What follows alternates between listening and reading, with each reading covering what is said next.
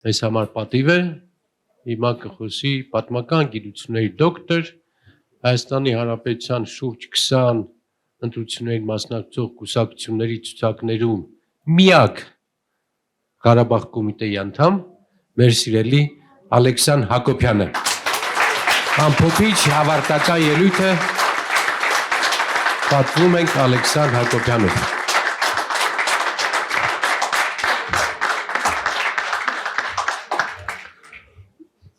Վերջի ելույթը շատ պատասխանատու է,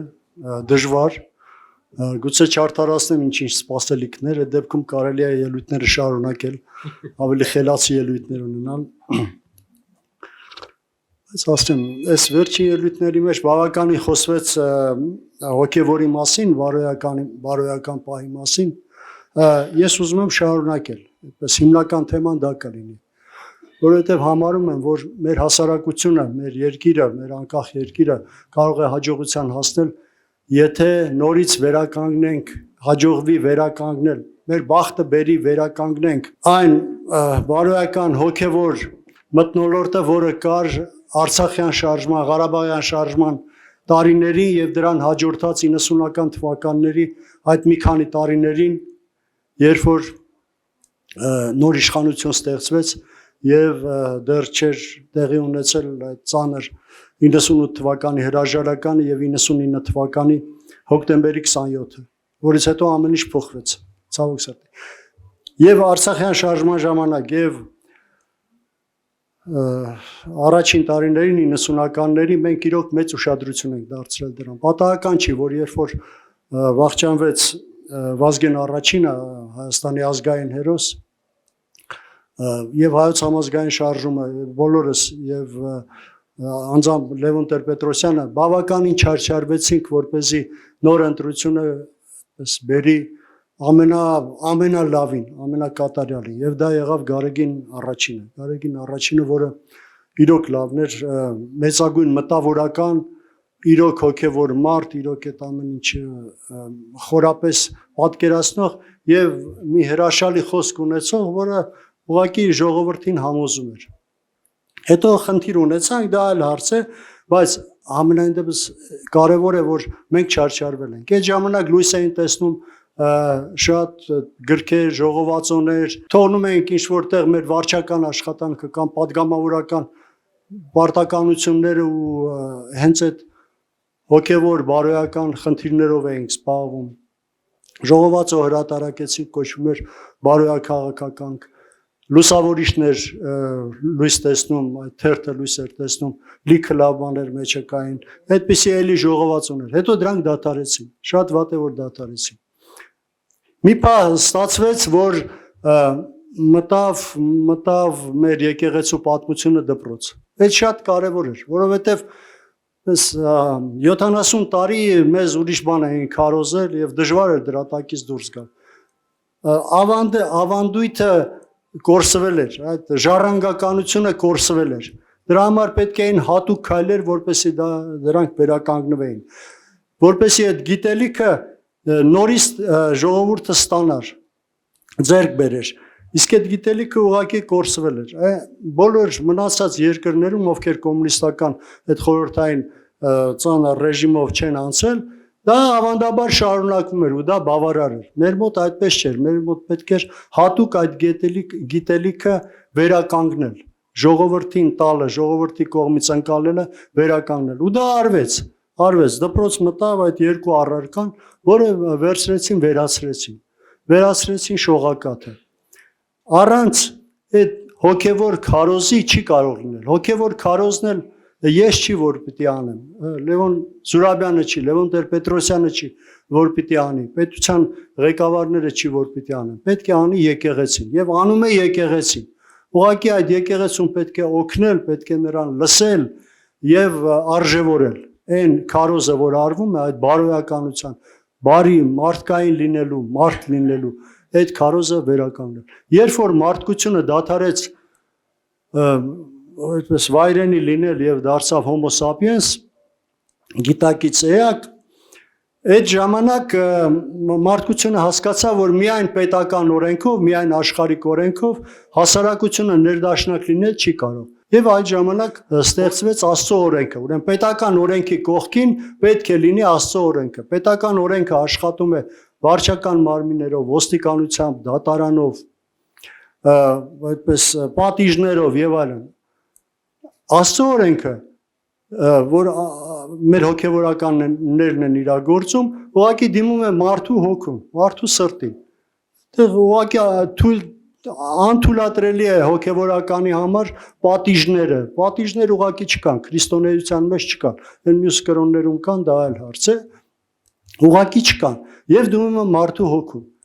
Հիմա այդպես մատերիալիստները, որոնց նժդեհը կոչում էր նյութապաշտիկ,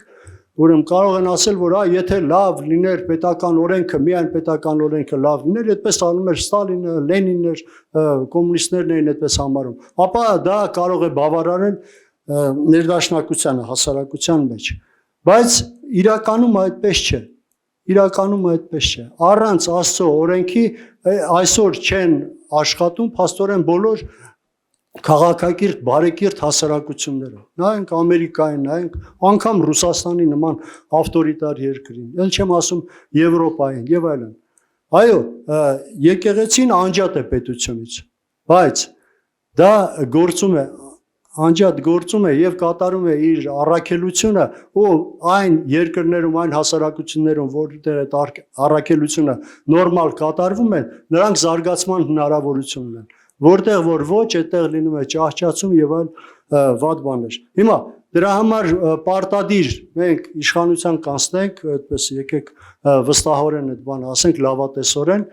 եւ անպայման պետք է վերականգնենք ուղղակի ժողովրդին այդ գիտելիքը տալը։ Դա գիտելիք է, որը այդպես տրված չէ, մենք դա չենք տեսնում, մենք դա չենք շոշափում, մենք դա ան չենք անում։ Դա այնպես այդպես ուղղակի գիտելիք է, որը պետք է սովորեն, ինչպես որ աստղագիտության մեջ սովորում ես, որ երկիրն է պտտվում արեգակի շուրջը, ոչ թե հակառակը, ինչպես որ այդպես մարդուն կարող է հանկարծ թվալ, չէ՞։ Այդպիսի գիտելիք էլ նաև հոգևոր գիտելիքն է։ Սովորել, ինչ ասել է երրորդություն, որից փախնում են բոլոր աղանդները, որոնք Աստծո պաշտամունքի փոխարեն մարդապաշտություն են դնում, թայֆայապաշտություն են դնում եւ խանգարում են, այդ թվում մեր հասարակության մեջ, մեր հասարակության ներդաշնակությանը։ Վերջում այդ մի փոքրիկ պատմություն պատմեմ Ղարաբաղյան շարժման ժամանակներից։ Ղարաբաղում ղեկավարներից մեկը, լավագույն ղեկավարներից մեկը Մուրադ Պետրոսյանն էր, որի անունը կարող է շատերը լսած լինեն, մենք Մուրադիկ էինք ասում, մեծ էր, ինձնից էլ մեծ էր, փիլիսոփայություն էր կարդացել ու դարձել էր շատ լուրջ փիլիսոփա։ Մեր ամենասիրված տղաներից մեկն էր Արցախում Մուրադիկը, այն առաջի տղաներից մեկը, Իգոր Մուրադյանի մոտիկ ընկերներից մեկը, որը նաև քարոզում էր, լավ բաներ էր քարոզում, հայտնի էր նրանով, որ Սամվել Բաբայանի տեղակալը դարձավ անձնակազմի հետ աշխատանքի գծով, բայց այնքան էր քննադատում Սամվել Բաբայանին, նա քննադատելու լիքը տեղեր ուներ, որ մի օր Բաբայանը չդիմացավ եւ նրան իջացրեց գնդապետից սերժանտի։ Բայց չնայած սերժանտ, նա շարունակեց ծառայել այդ նույն վարչությունում, այդպես ընկերական մոտիկությունը պահպանվեց եւ այլն։ Հիմա 2000 թվականին նա մի գիրք գրեց, որը ինձ էլ նվիրեց, որը կոչվում էր Բարու փիլիսոփայություն։ Դե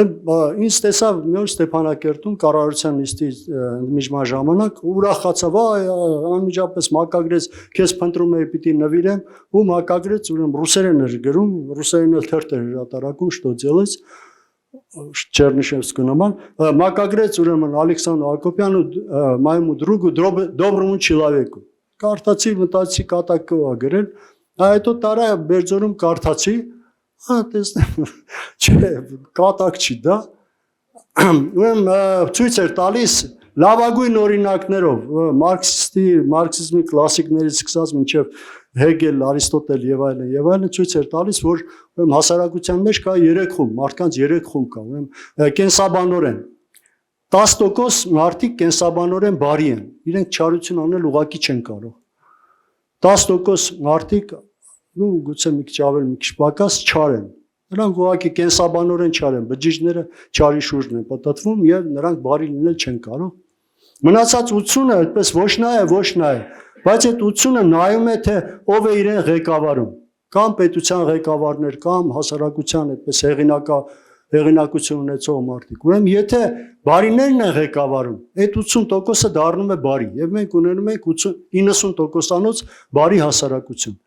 Եթե չարերն են ղեկավարում, մենք սրանք նայում են եւ մենք ունենում ենք 90% չար հասարակություն։ Հիմա գրել էր այն ծանր ժամանակներում 2000 թիվը, 99 թվականից հետո հոկտեմբերի 27, հետո Արցախյան դեպքեր եւ այլ, այդպես շատ ակտուալ էր այդ մոտեցումը։ Բոլոր դեպքերում ես հասկացա, որ բացի նրանից, որ ինձ